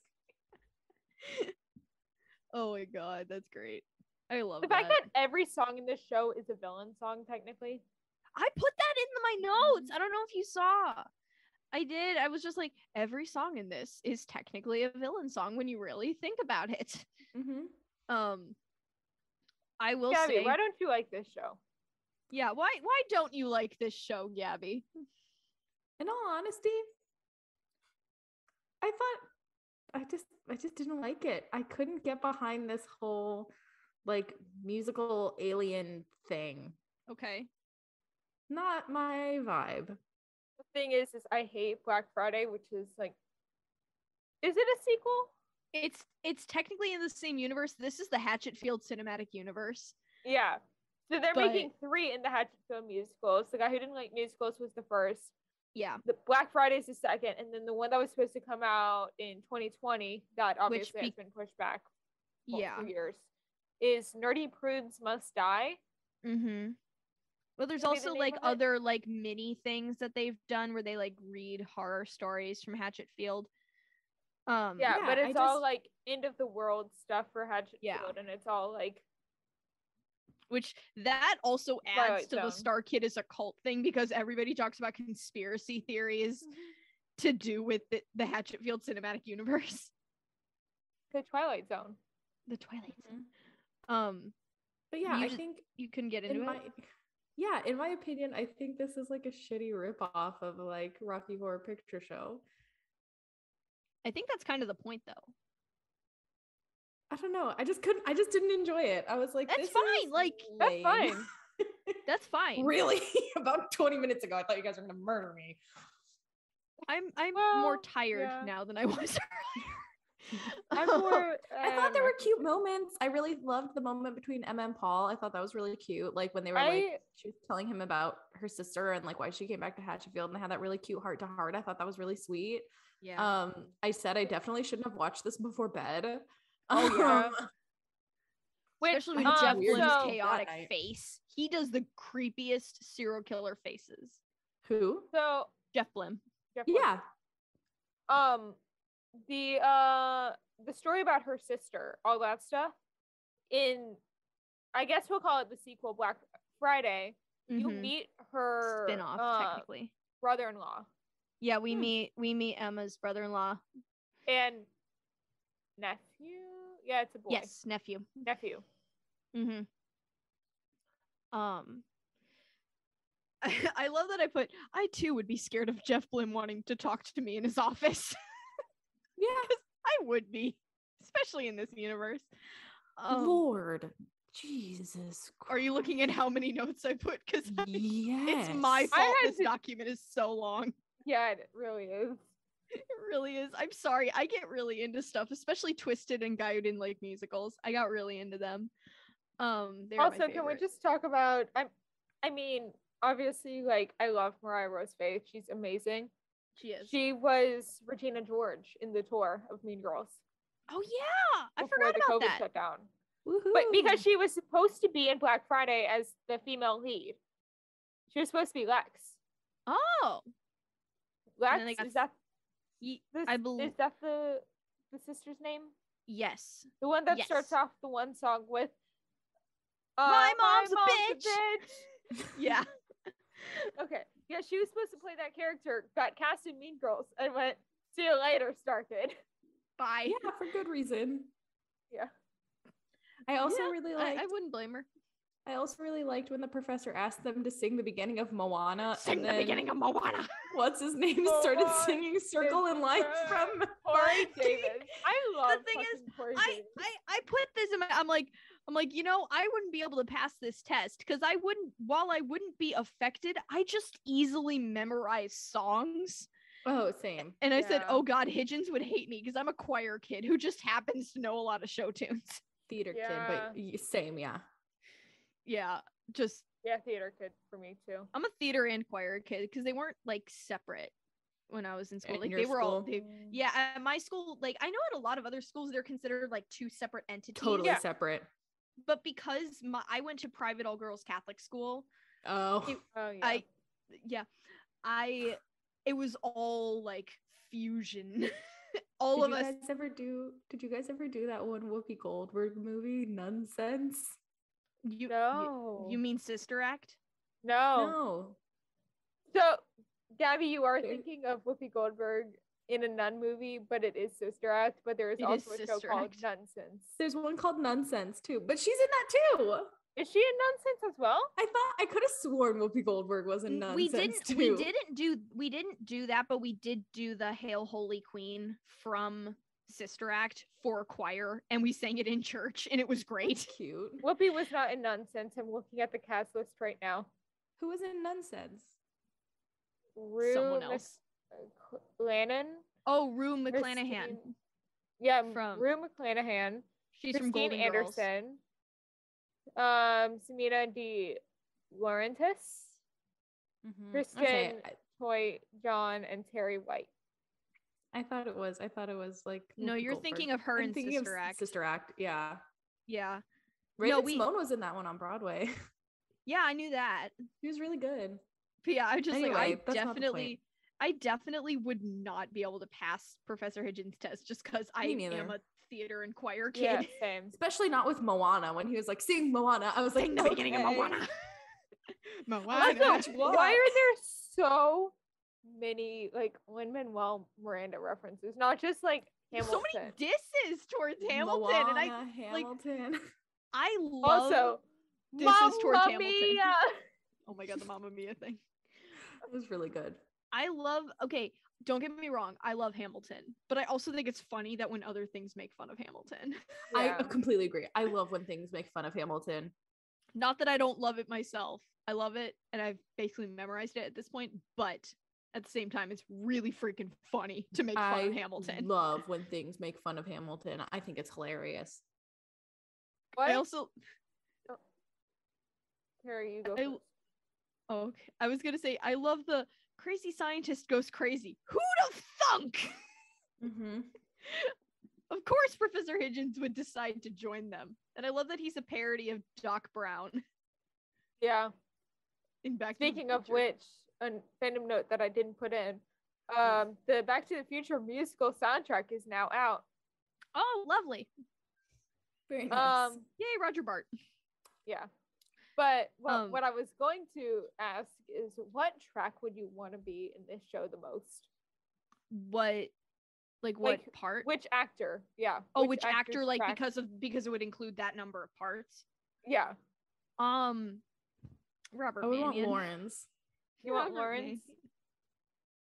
I think I want either Jamie Lynn or Mariah. I want Robert Mannion. Well, because I like Jamie Lynn's too. I would like Jamie Lynn just gets to belt out. He does. She really does. I could totally see you guys harmonizing on "Get Your Cup of Poison Coffee." Can Right? we all do that?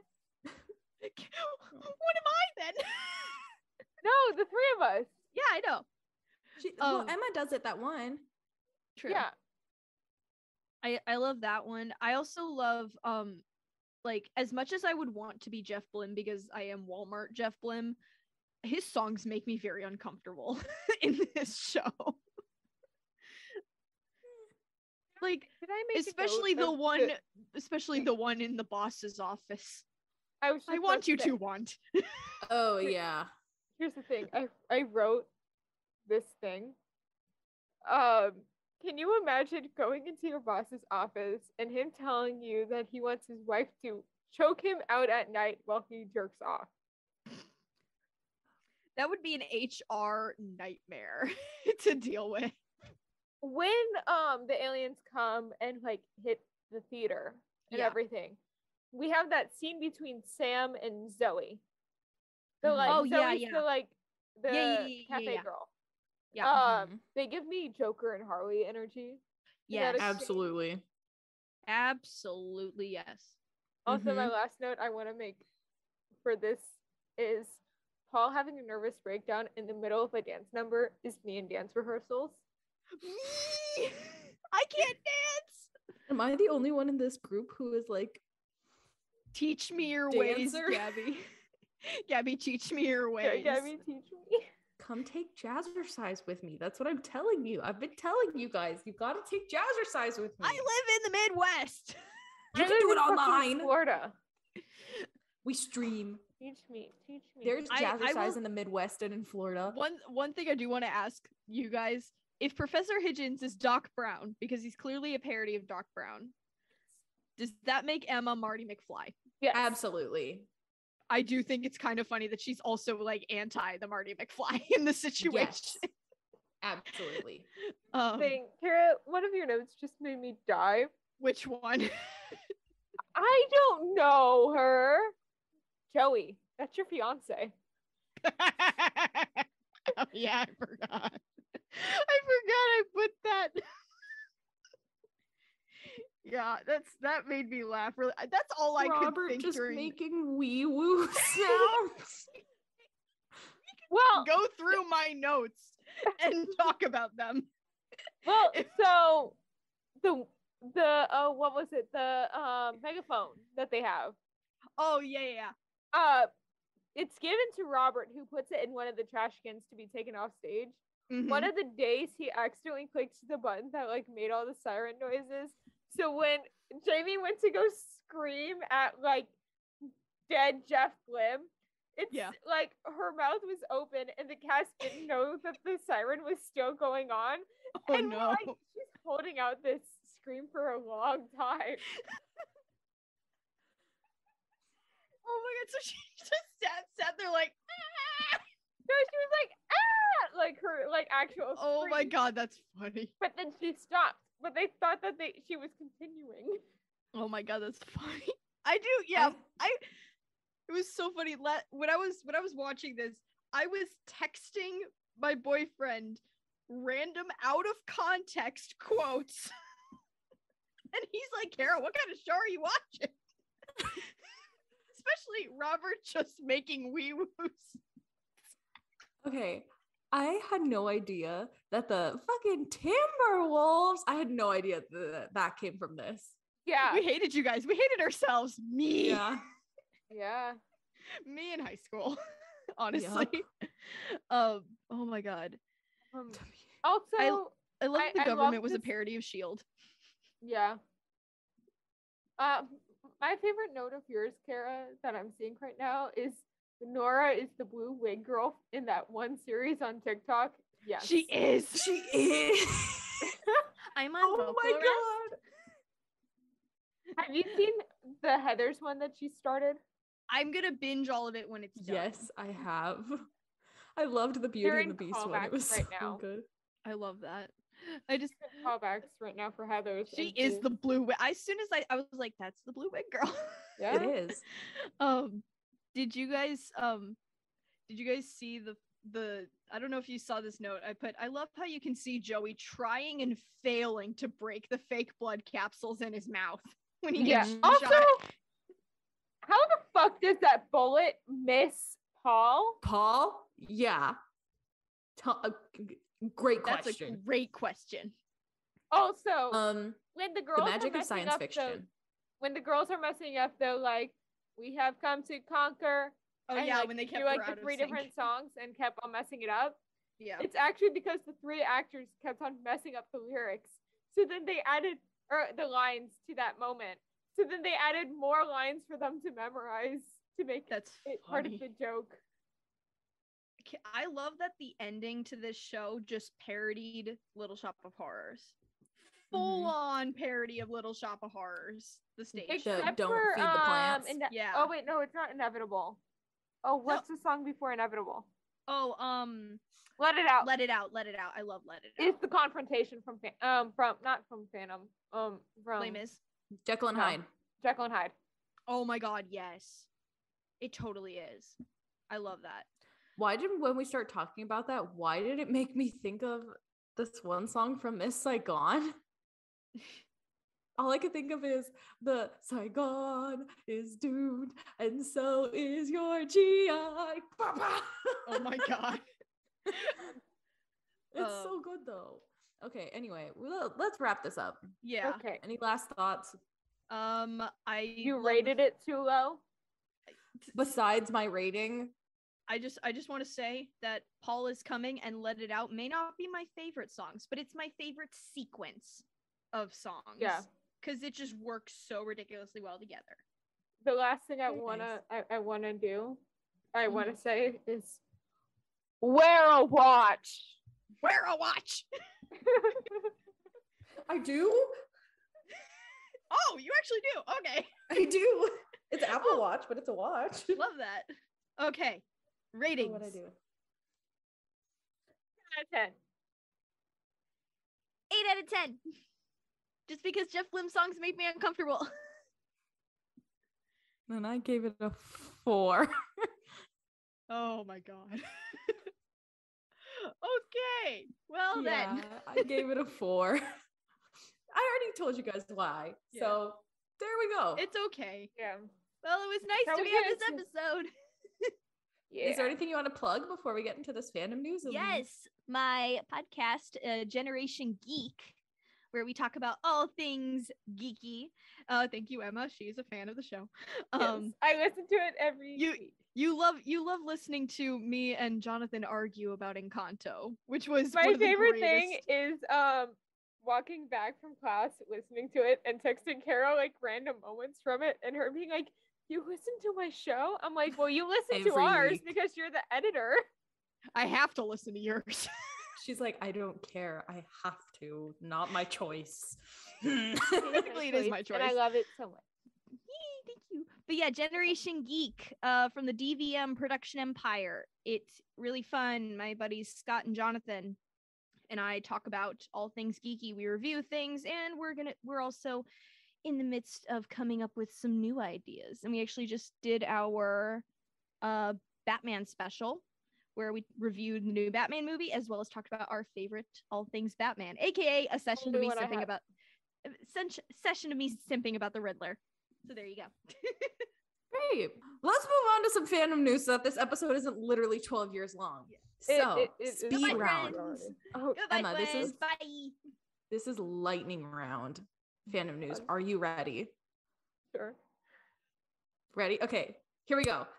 Pirates of the Caribbean at Disneyland in California closes on March 14th for an extended refurbishment through early summer.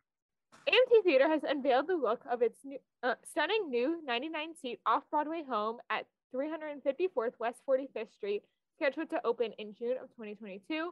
AMC plans to use the venue as a launching pad for shows to move on to Broadway, as well as to provide a new permanent home for artists and residents in the theater district. Mary Badham, the Oscar-nominated Scout of To Kill a Mockingbird, joins the touring cast alongside Richard Thomas and Atticus as Atticus and Melanie Moore as Scout. DC Showcase Constantine, the House of Mystery, the latest collection of DC animated shorts, arrives on May 3rd of 2022 on Blu-ray and digital form from Warner Brothers Home Entertainment. Will Swenson will lead the Neil Diamond musical, A Beautiful Noise. A Beautiful Noise features a book by four-time Academy Award nominee Anthony McCartan, direction by Tony Award winner Michael Mayer, and choreography by Oliver Award winner and four-time Tony Award nominee Stephen Hoggett. Shining With You, stage show debuting April 1st at Hangar Stage for Tokyo Disney Sea 20th Anniversary Time to Shine celebration. Encanto received 2 Lumières Awards, which are French Film Awards. The two that the film received were Best Feature Film, Animated, and Best Original Song for We Don't Talk About Bruno. Finally, the recognition it deserves. Pamela Anderson to make her Broadway debut as Roxy Hart in Chicago the Musical. Disney Senior Executive Vice President and Chief Financial Officer Christine McCarty participated in a question and answer session where she mentioned that character meet and greets, quote, should be coming back on this year. Daniel Radcliffe will lead the newly announced New York Theater Workshop production of Merrily We Roll Along, which will complete the company's 2022-2023 season. Encanto received the Best Edited Animated Feature Film Award at the ACE Eddie Awards. Ready for a little mayhem on Disney Plus? The Muppets Mayhem, an all-new original series starring Dr. Teeth and the Electric Mayhem of the Muppets, and featuring Lily Singh is on its way. The Griswolds Broadway Vacation, the musical, will make its debut this fall at Seattle's Fifth Avenue Theater from September 10th to October 1st, followed by an engagement at Houston's Theater Under the Stars from October 25th to November 6th, prior to its arrival on Broadway, date and theater to be announced. Disney's award-winning Broadway musical Newsies is officially coming to London on November 28th, 2022, and this will be a brand new immersive production in the round at the Troubadour Wembley Park. Marvel Studios is teaming up with Secret Cinema to bring Marvel Studios' Guardians of the Galaxy Volume 2 to life in an epic immersive experience in London this fall. Tickets will go on sale March 14th, 12 p.m. GMT. On March 8th, the tarp was removed from Tron Lightcycle Run entrance at Magic Kingdom. Safe Travels program ending on March 26th. No more COVID-19 requirements for domestic guests visiting the Aulani Resort. Nominations announced for the 2022 Olivier Awards. Cabaret leads the way with 11 nominations, including acting nods for Eddie Redmayne and Jessie Buckley. Other nominees include Sutton Foster, Robert Lindsay, and more. Carrie Renee Fuller joins Six as Jane Seymour, while Abby Mueller takes a medical leave. The Tony Awards to return in June as a live coast-to-coast 2 network event. This year's awards will be a 4-hour event. Halloween and Christmas festivities are going to be returning to Tokyo Disneyland and Tokyo Disney Sea in 2022. All new Splash Mountain Get Wet Max version sailing July 1st through August 31st at Tokyo Disneyland. On Wednesday, March 9th, we received the first Obi-Wan Kenobi teaser trailer. Disney CEO Bob Chapek preliminarily re-elected to board of directors, as well as he says that Avengers Campus Quinjet attraction is still coming, but currently on hold for Disney California Adventure. Festival of Fantasy and Red Carpet Dreams at Walt Disney World will be added to Genie Plus starting March 11th. The Outsiders musical is going to be making a world premiere at La Jolla Playhouse. It's based on S.E. Hinton's beloved novel, and the musical features a book by Adam Rapp and the music by Jamestown Revival and Justin Levine. Bob Chapek confirms that the Mary Poppins attraction at Walt Disney World's Epcot is still on hold but not canceled. Former Disney Imagineer Joe Rohde was honored with the Conservation Legacy Award by the Disney Conservation Fund. The new Gotham Knights game, which features Batgirl, Robin, Nightwing, and Red Hood in an all-new story, will release on October 25th, 2022. Chapek agrees to look into bringing back the Disneyland and Walt Disney World combination premiere annual pass. Tron Lightcycle Run vehicles began push-pull testing at Magic Kingdom. Anthony Rapp, Daphne Rubin Vega, Shoshana Bean, and more to take part in the New York Theater Workshop 2022 annual gala. Marvel show Kraven the Hunter casts Christopher Abbott as the film's reported main villain, the Foreigner. Hugh Jackman and Billy Crystal to be honored at the Drama League Awards. Director Liliana Blaine Cruz and producer Willette Murphy Klausner will also receive special awards. The Penguin, working title based on the Gotham Rogue, will be a limited series starring Colin Farrell, coming to HBO Max. Matt Reeves, Dylan Clark, Colin Farrell, and Lauren LaFranc to serve as executive producers. Super Nintendo World is going to be opening at Universal Studios Hollywood in 2023. Progress continues on Connections Cafe and Eatery in Epcot in its anticipation of spring opening. Concept art and details have been released for Disney Sea's Adventure coming to Disney Wish. Shazam! Fury of the Gods release date has been moved up 6 months to December 16th, 2022. However, Warner Brothers has pushed back Aquaman 2, originally released on December 16, 2022, to March 17, 2023, and The Flash, originally released on November 4th, 2022, to June 23rd, 2023. Dwayne Johnson's Black Adam is now going to be pushed back 3 months, moving to October 21st from its original date of July 29th.